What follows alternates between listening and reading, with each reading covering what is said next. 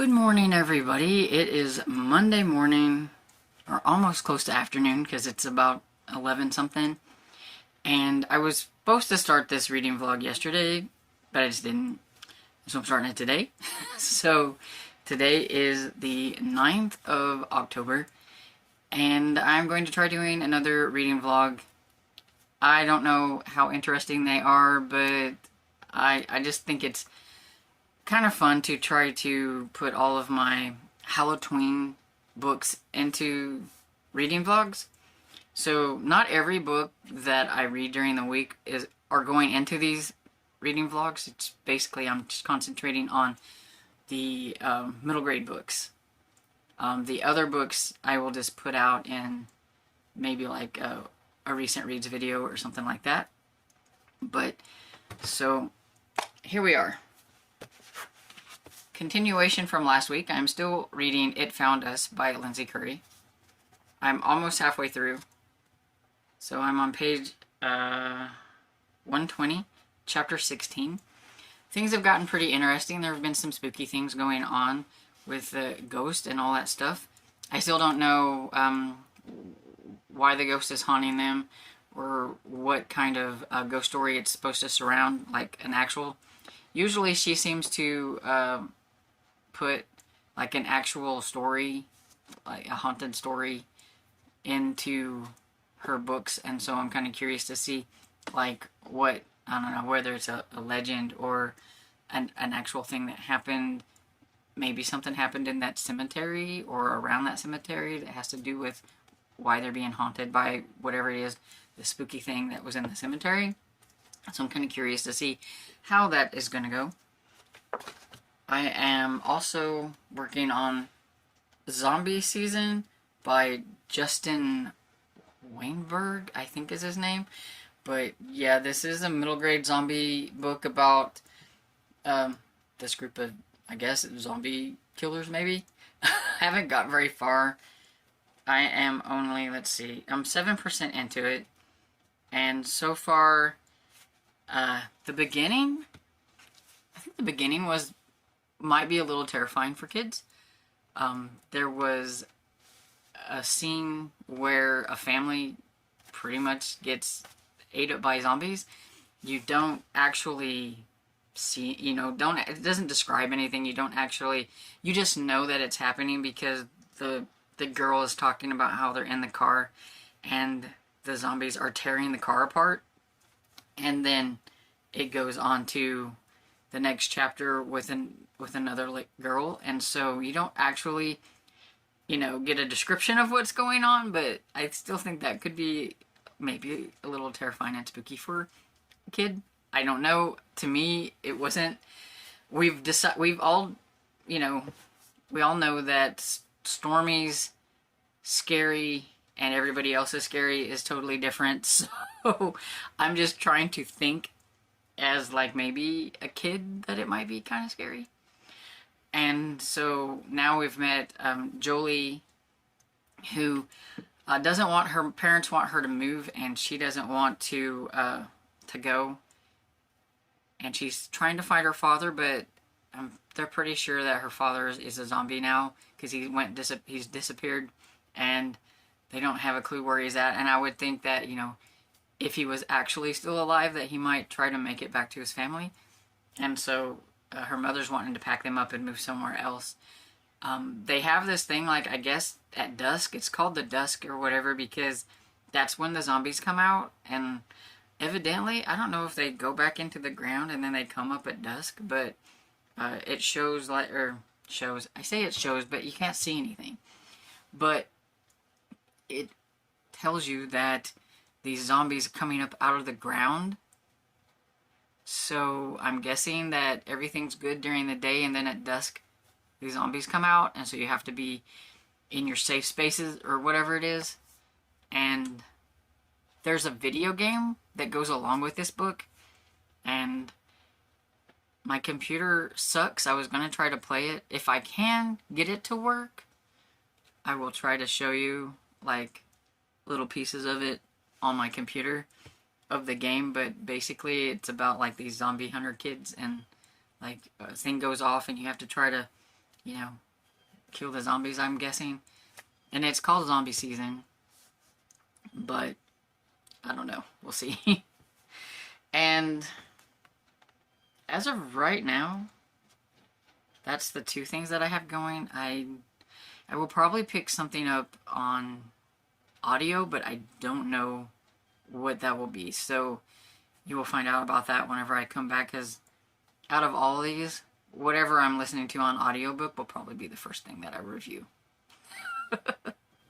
So yeah, I will be back whenever I have something to talk about. Hey everybody, it's Tuesday, and I thought I would pop up on here and give an update. I'm almost finished with It Found Us by Lindsay Curry. I only have this much more to go. It definitely got quite a bit more interesting about the halfway mark, and I'm very invested. I want to know what happened. I was starting to wonder what on earth these elephants had to do with the story, but we have finally found that in the graveyard and everything. I'm really curious about this spooky little ghost here and what it all has to do with everything.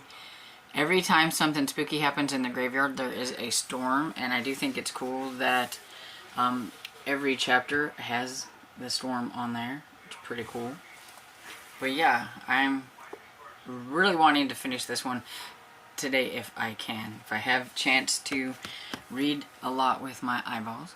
And I said I would come on here whenever I probably finished a book, which would have been an audiobook, and that I didn't know what audiobook I was going to choose at the time. But I chose Bite Risk by, I believe, S.J. Wills, I think, is the name. I'm not quite 100% sure, but I think so. And so that is the book that I'm going to be talking about today. So Bite Risk is about 13-year-old Sel who lives in a remote, isolated town of Trimmerglade with some of his friends, and it's pretty boring town. Nothing ever happens there unless you consider that once a month when the moon is full, that all the kids in town have to lock their parents up because their parents turn into werewolves. What they call rippers. But it seems like that something is off in the town. Nobody ever leaves the town. Nobody seems to be allowed to leave the town. Once Sel and his friends start kind of figuring some things out, when some things just kind of go off. Like there's a drone that has been around, and somebody's letting out the rippers. Like they blame it, Sel's mother got out and they had a hard time getting her back in, because they have to lock them up because they'll just like rip them apart, which is basically why they call them rippers. And so they have tranquilizer guns in case, you know, something bad goes. But it's pretty spooky for them whenever one of them is out and about, and he swears that he made sure her cage was locked and everything. But it's just kind of strange that his mother had gotten out, and then it happens to somebody else. And then one of the girls, and I can't remember her name, she, her brother Pedro is old enough, because once you turn a certain age, then you turn two, and so then you have to get a caretaker. But her brother was turning and everything, and he was also finding some things out about some stuff that's going on, and he ends up something happening to him, which really starts them investigating and looking into everything. And I can't remember the company's name, but they say that there was this disruption, which is what created all of the parents having this effect where they change and everything. But there are some weird things, like they have to give blood all the time, and they have to do all these things, and they start to learn, like, maybe, you know, maybe they're being, like, you know, manipulated or whatever. I don't want to say anything, but I mean, if you like kind of scientist, like experimental things, like government controlled kind of things like that, or whatever it is, situations, werewolves, and middle grade. It did have a few, I would say, spooky moments and everything for those who, you know, might not care for things that have a little bit of a spooky moment here or there. So I don't know how to gauge how spooky it was. I didn't think it was, you know, I mean, it is set for middle grade and everything. So, but yeah, I liked it. 4 stars. If you're looking for a werewolf middle grade book, you should give this one a try. It was pretty fun. And so I will be back whenever I finish something else, and I'm hoping it's going to be this one.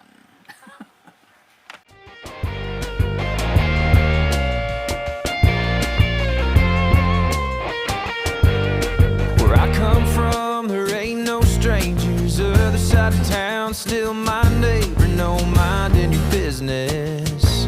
Every crime's got a witness. The good old boys are causing a scene. Gossip girls like spilling the beans. Ain't got nothing else to do but talk about nothing new. Take me to that place where my drink's already made. Hey everybody, it's Wednesday, and I am coming on here to talk to you about a few books. I finished one last night, but I just didn't want to get on and do it last night because I don't like it when my video clips are super dark, and since it gets dark early, they just look really dark, so I'd rather do it kind of in the morning. And even now at this time of day, when it's like 3:30, my video clips are still a little bit dark, so that's kind of a bummer. I wish I had better lighting in my room.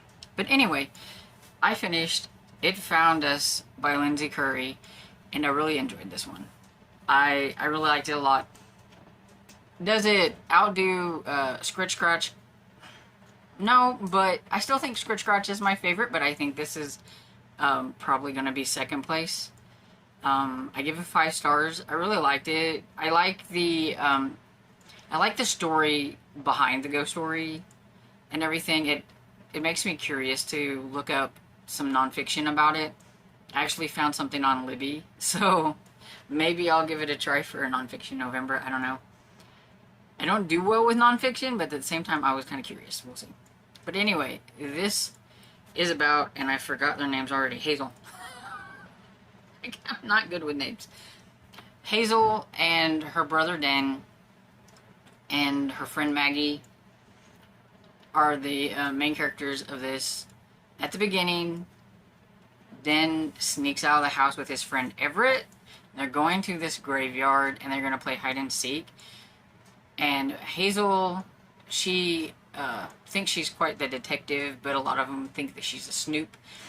But she overheard her brother saying some things, like she could hear him through, if she put her ear up to the wall, you know, it was a little muffled, but she could hear what was going on and everything. So she decides to follow them to the graveyard and snoop and everything to see what's going on.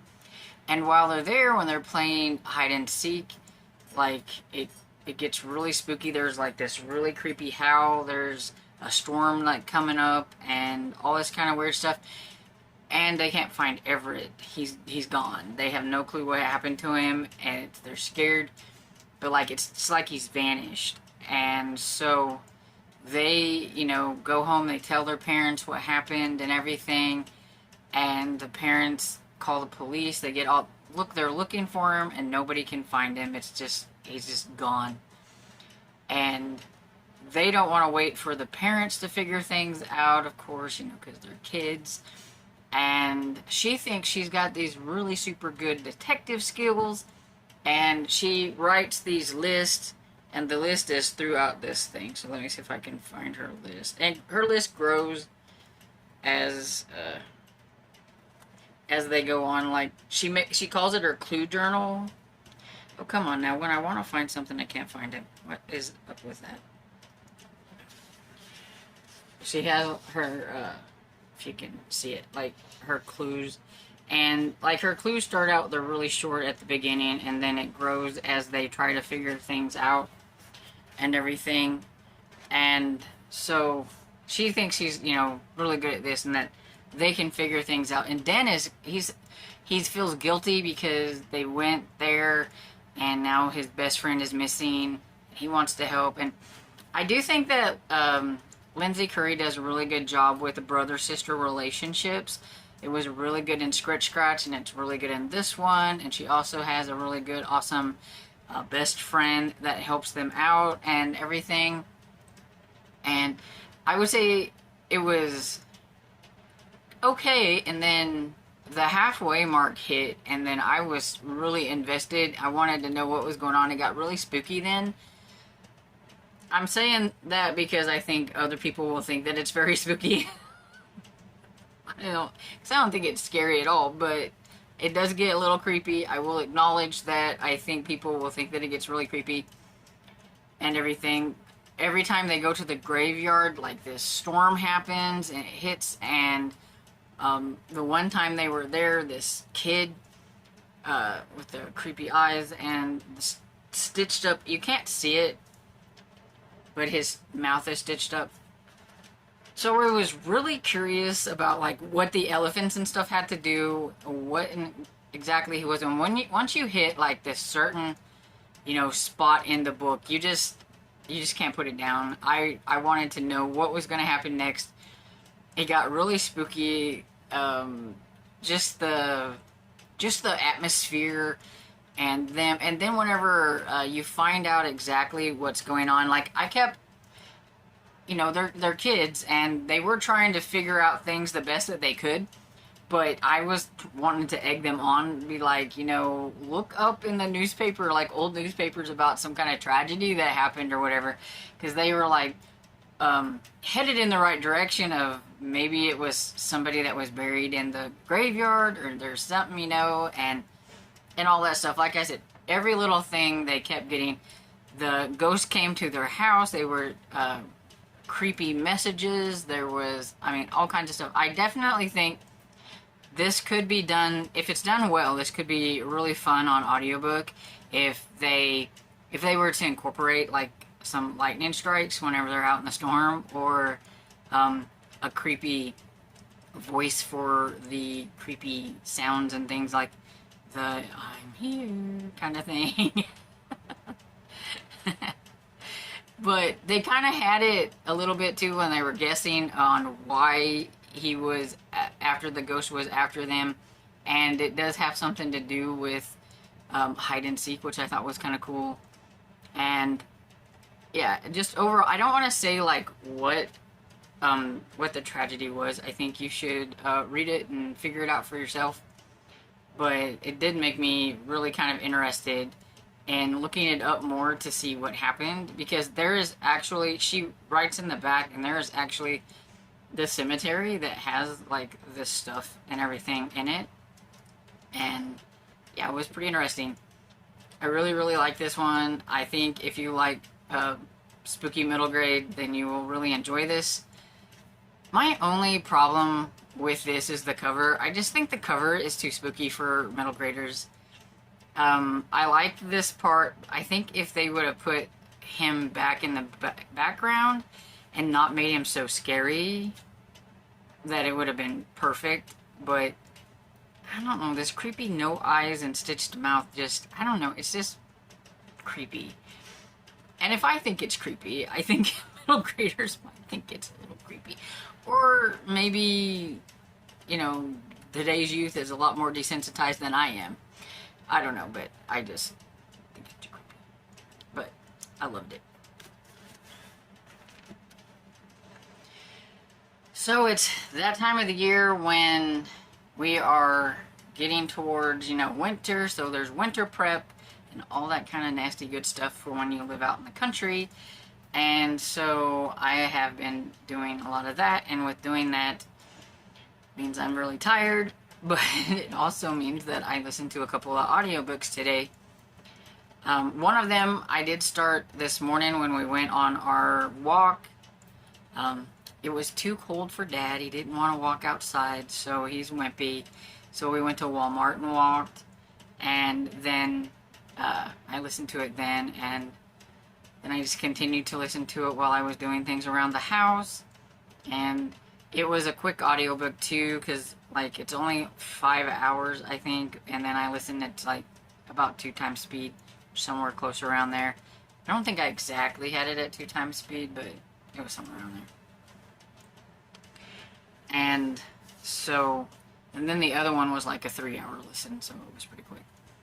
So I listened to The Spaces in Between by James Praler. It's the second book in the Exit 13 series. And I can't really say a lot about this book because I think even talking about it would spoil the ending for the first book. And the ending did leave you on a little bit of a cliffhanger in the first book, so just remember that. I think this one, even though you know that something else is going to happen, it wasn't quite like a cliffhanger. I mean, yeah, you're still trying to figure things out and what is going on with this creepy hotel and everything, and you're wondering, you know, what it has to do with like Ash and Willow and just the family in general and everything. But yeah, I don't want to spoil anything, but I will say that I think if you'd like to do immersion reading and stuff, I think this would be a really good one, because the series, and I did screenshot a little picture so that you could see what I'm talking about, but it has these little graphic novel sections in the book. There's not a whole lot of them. Maybe every 2 or 3 chapters there might be a small chapter with a graphic novel section, or it might be at the end of a chapter or at the beginning or something like that. But if you're listening to it, it has really great sound effects and spookiness that really makes it a little bit creepier, I think. So if you're wanting that like kind of creepiness and everything, I think that's great. And whenever it has the graphic novel sections, if there's no words on the graphic novel, because you can't see that when you're listening to it, it actually has words that goes with what's going on in the graphic novel section. So you get that little extra to go along with like it whenever there's no words or anything. And so I think that's like really cool. But yeah, I really like this one. I give it like 4 stars. It's a really good middle grade spooky series. The first book in this series is called The Whispering Pines, which is really funny because that's like the name of like one of my favorite middle grade series, but it's definitely different. And so yeah, I would definitely check that one out. I really like this series. I can't wait for the 3rd one because I am curious to see what is going to happen and if they figure everything out with this creepy hotel and everything. And so the next one I'm not very happy with, and that's The Zombie Chasers by John something. I didn't even pay attention.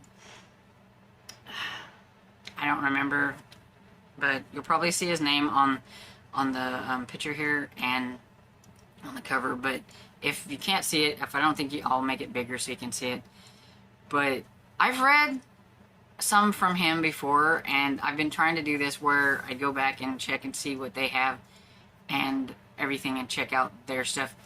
I believe he is, you know, I'm just gonna pause it and check. Yeah, so Monsters Unleashed was about a kid who makes drawings based on monster drawings based on bullies in his school, and he used the 3D printer to print them out and to make like kind of life, like little models of them or whatever, and they end up coming to life and stuff. And I really enjoyed that. I think there's only 2 in that series, but I really enjoyed them. So I thought I would give this, you know, the Zombie Chasers a try. But I didn't really care for it. I didn't like Madison. Like, she is so conceited and such a jerk. For a kid, she is just horrible, and she treats Zach and Rice like really bad. She's Zach's sister's a friend or whatever, and like they make him up and put makeup on him, and they're just, you know, like you would do to normal like little brothers, I'm guessing, or whatever. I've never had one, so, but you know, and things. But when she is left there with like with Zach, because I think her name was Zoe. I think she went somewhere to get something. I can't remember exactly what, but she left and they were there. A zombie like thing happens or whatever it is, and Zach's friend Rice is trying to tell him like, dude, there are like zombies in your area, and he's like, you know, whatever and stuff. But yeah, there are zombies, and so Zach is stuck with Madison trying to help her get out, and even when he does things to like save her, even though he doesn't like her, she is so rude, and I was like, I don't like you. And then they pick up Rice, his friend, and so you got the three of them, and they're doing their best at what they can do with what they've got, and she is just not happy. She's always... I just didn't like her. I wanted her to get ate up by the zombies. I'm sorry. I didn't like her. And, well, one of the other things is I don't like it when a book tries to give me like propaganda of some sort or whatever, and this one seemed like it was a don't eat junk food, eat vegan, because vegans will save you from being a zombie kind of thing. And I was like, you know, because basically it was like this new burger, hot dog burger, and it seems like the people that were eating that junk food are the ones that turned into zombies, and I didn't like that. And yeah, like, she was just so rude, and it even left on like a cliffhanger, but I think I could just care less. I think I'm just gonna scratch this series. There are 8 books in this series, and I don't think I can handle Madison for 8 books. Unless she changes, and I just don't really care to find out. So I give this one 2 stars. It was a flop. You know, I don't have very many middle grade flops, but sometimes they do flop, and this one to me was a flop. So we're just gonna scratch that and move to the next one. But yeah, so I don't know what my next audiobook will be, but I am still working on Zombie Season, which is an ebook, and I have plenty of more ebooks that I need to get to, but we'll probably add an audiobook. But right now, what I'm going to do is watch The Fog, the 1980s Fog, because I'm tired and I don't really want to read anything, so I'm just going to watch a movie.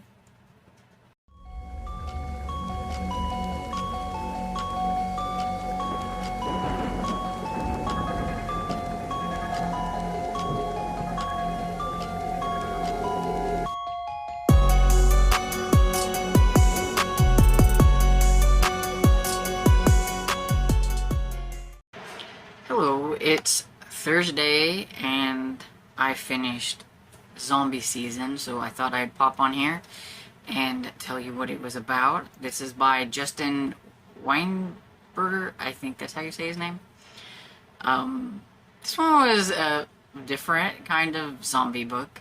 The zombies were different. I think that's one of the weird things, like when you have like a creature type thing like that, or monster, you can pretty much do whatever you want with them. And these zombies, they were like hot, and like, so you could dump cold water on them and it would like mess them up or whatever it is. It was really weird. You could feel the heat coming off of them and like the stench, and it was just weird.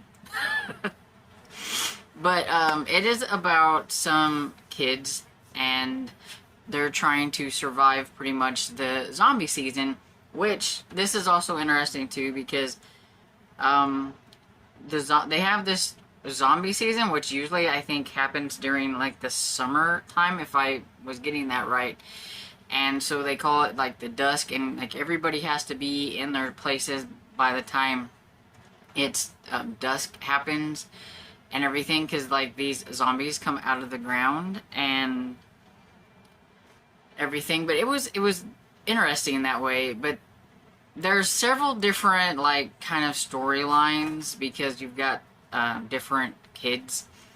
And you did have two narrators in this. You do have one for the boy and then one that does the girls. And so you have Jules, who she's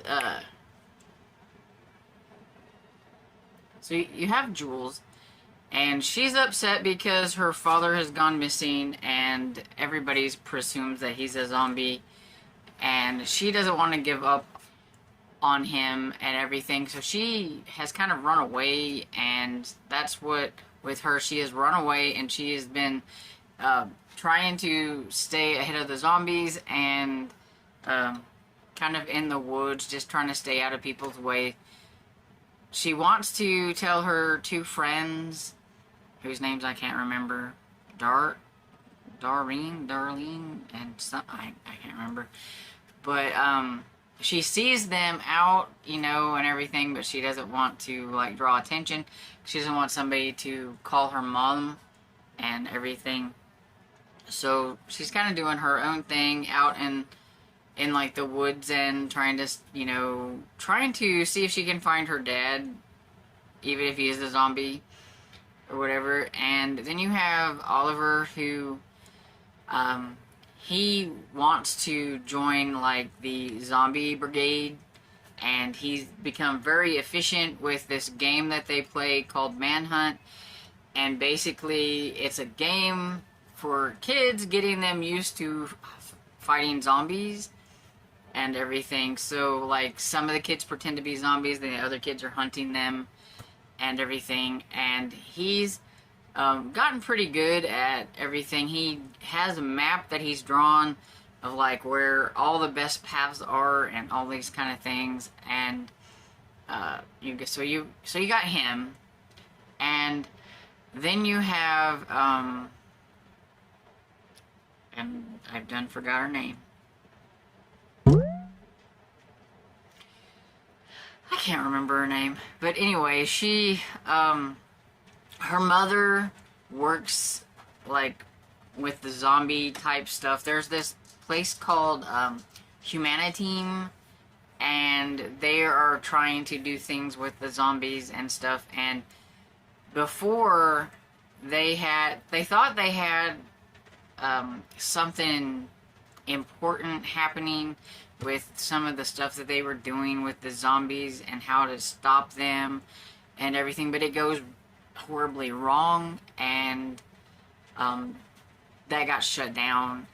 And so, oh, it's driving me crazy. It's not Rachel, it's something like that.